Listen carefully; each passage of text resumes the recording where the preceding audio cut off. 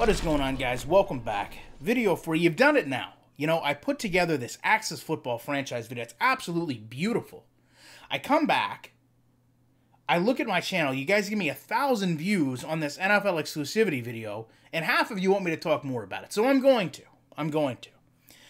I want to go through and clear a few things up because I think some of you don't completely understand where things are. So you've got the NFL. Teams, cities, stadiums, logos. And you've got the NFL Players Association, the names that matter. Separate places. The NFL wants certain things, the Players Association wants other things. They join together with the Collective Bargaining Agreement, or the CBA, to make a set of rules and guidelines that both have to follow. And they're not the best of friends. If you remember back to the 2011 lockout, they weren't holding hands every day. The Players Association generally wants a completely different thing than the NFL wants. And a lot of it, in short, boils down to money and greed, which is what everything boils down to, so why should any of us be surprised? Now, the problem, as I mentioned with 2K, started when they lowered the price of their game, in my opinion.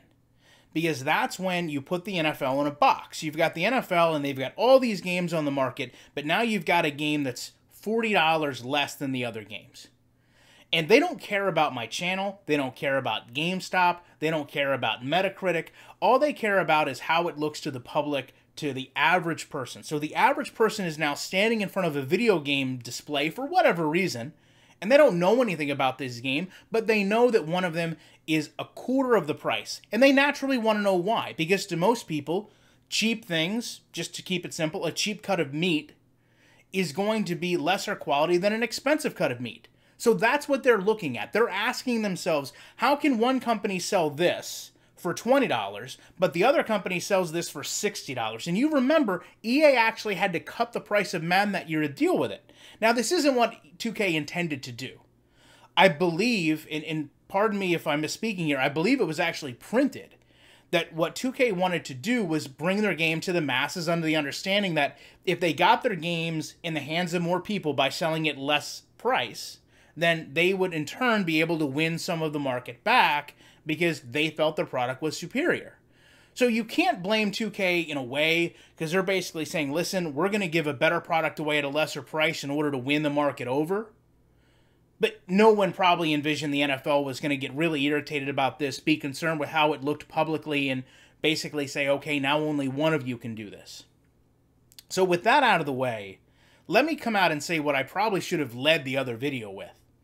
I never want to see this again. No company deserves exclusivity in football. And I mean that if 2K signed it over tomorrow, I don't care. I don't ever, as a consumer, want to be put in this position again. No matter who it is. It can be Danny Jugan and Axis Football. It could be my best friend in life. I don't care. No gaming consumer deserves what we have had, good or bad, the past 15 years. None. There's no excuse for it. There's no rationalizing it. We've dealt with one company. Whether you want to say it's a subpar product or not, the innovation has not been there on par with other titles in the sports market. And in my opinion, we've unjustly been taken advantage of. And no company ever deserves the right to do that to us again. Period.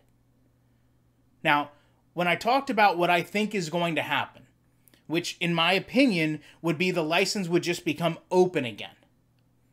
You have to understand that it doesn't make sense from a business standpoint for a company to come in and start making a game.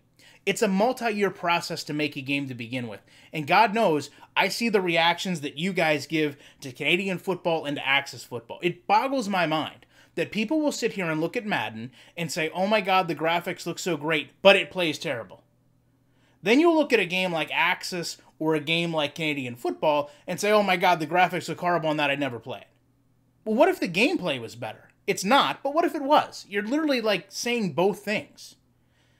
So with that in mind, you have to understand no company, especially a company like 2K Sports, is sitting here putting time, money, and resources to allocate building a football game on the premise they may or may not get a license in 4 years.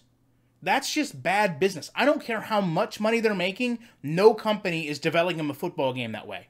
And if they are, they're not going to be in business by 2021, so it's not going to be matter to talk about it right now. What I see happening is the license becoming available and becoming up for such a high price that while it's there to be bought, no one can really afford it. And again, you have this connection between the NFL and the Players Association that isn't really all that cut and dry. If you think back to a game like Montana VR, they got on the side of the Players Association. There's NFL players in that game, but they could not get with the NFL to put the actual teams in the game. There used to be a provision where if you had an educational game, like there was a backyard football game that used the teams, and they got the exception because they said, well, this is an educational game. I believe that loophole is closed. But that is where it's going to be. And finally, for the people that sit there and say, well, why can't they just take All Pro Football or 2K5 and make it now?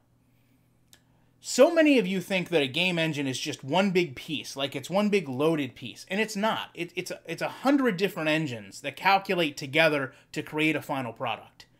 And I think what a lot of us forget, even myself sometimes, is when you look at 2K5 and you look at 2K8, it was a game that was made for the spec of the PS2 and the Xbox One. I would have a hard time thinking they were envisioning or even quantifying what type of hardware was going to be on the PS4 or whatever's going to come next or the Xbox One. That stuff wasn't even thought of yet. So we don't even know if it's going to be available to run on today's hardware based on what it's doing. Can we emulate it on a computer? Sure. Sure we can do that. But can we actually have a stable build of it on a console? Because that's what matters. That is what may not be possible. So I appreciate you guys watching this video. You will get the Axis Football franchise video tomorrow, and you know that I'll be back in the week with more comments.